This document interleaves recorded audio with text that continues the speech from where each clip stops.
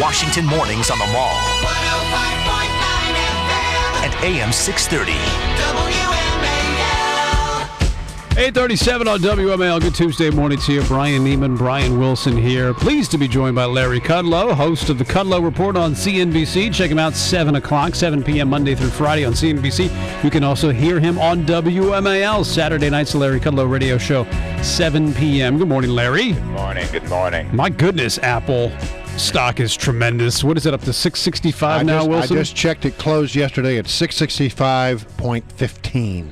So it's the biggest market cap, is that right? Yeah. I believe that's right, yeah. Past Microsoft. Well, it's a great company. By the way, it was a company that was started, by its own entrepreneurial founders, Steve Jobs and so forth. It was not started by the government. It was a business that succeeded. And it was a business that was on the ropes. Yes. In the 90s, right? Yes. Had its ups and downs.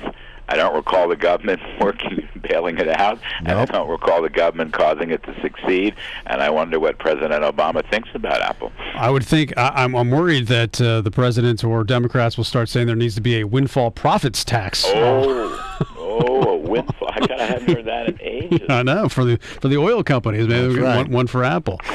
Yeah, well, they want to tax everything else, so why not go after Apple? Yeah, I did say I'm not surprised by this. There was a poll out of small business owners that shows that they favor Romney by 20 points, 56-36. I'm actually surprised it's even that close.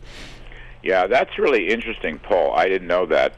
Heather just told me that, and that is really one of the stories of this election, isn't it? I mean, the differential there shows you how little confidence they have in President Obama, who is, in general, with all these kinds of statements, particularly affecting small business. When you say, you have businesses succeeded, you didn't really succeed, that's a small business warning, isn't it? I mean, that's really where the rubber meets the road, and I'm sure that this 20-point gap is in some way related to what Obama said. I'm quite sure of that.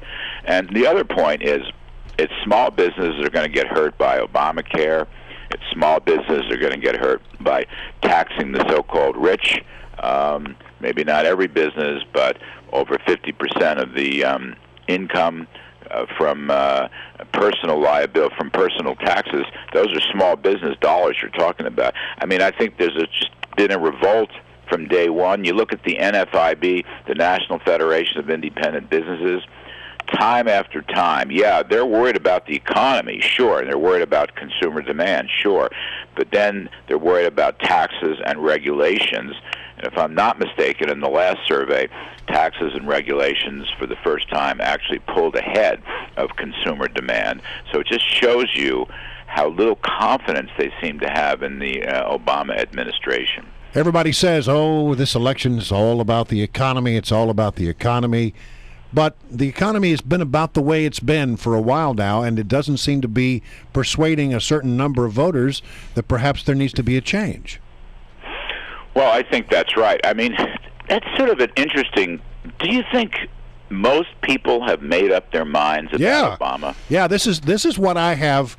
This is what I've been preaching, and Brian and I have a disagreement about this, because I'm of the opinion that it's not about Mitt Romney at all. It's about whether you like President Obama or you don't like him, and people made their decision about that some time ago.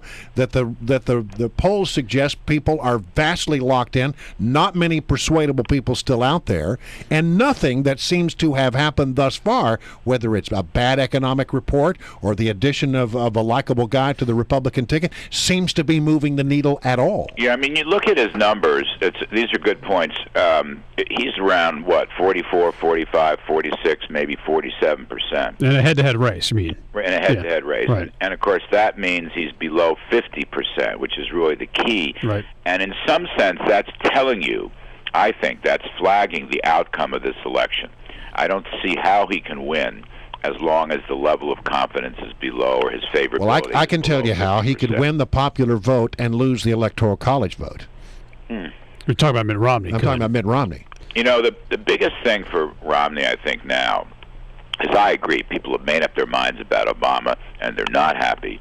And he's in a minority status in terms of the election. But the convention speech which will be a week from Thursday. I'm going to be down. CNBC's covering it down there. We'll see you down there. We'll see you down there. Yeah, we'll all be down there. So, anyway, that's going to be the most important speech of his life, and I think that'll be the first time that a lot of people really see him. You know, I was thinking the debates, you get like 4 or 5, maybe 6 million people watch the debates. You could be talking about, 35 to 40 million people watching his acceptance speech that Thursday night. That wouldn't be an unusual number. And that's the first time they're really going to see Mitt Romney, and a lot of decisions are going to be made, and then, of course, we'll go into the debates. But that convention speech and the numbers that come out of that convention are going to be very, very important in terms of pointing to the winner and to the loser. It's going to be Romney's biggest moment by far. Yeah, it's interesting. We had Scott Rasmussen on, the pollster, and he said there are 2 things that can change the election. Number 1 was in their control. That would be the debates. And the second thing was the economy. Do you see anything out there from the numbers that will make any difference either for the better or for the worse with the economy before November 6th? It's hard to see much changing. You know, we're kind of in this 1.5% to 2% pattern, maybe 150,000 jobs max each, and those seem to be the headline numbers, the unemployment rate, the GDP rate. The July numbers came in. I wrote a little piece on this. The July numbers came in a little better than expected, which tells me we're not going into recession, but it also tells me we're still stuck. That needle is still stuck at around 2% economic growth. So there's really no reason to expect any big upside numbers. There's 3 more employment reports, one more GDP report between now and then. I don't see anything particularly changing.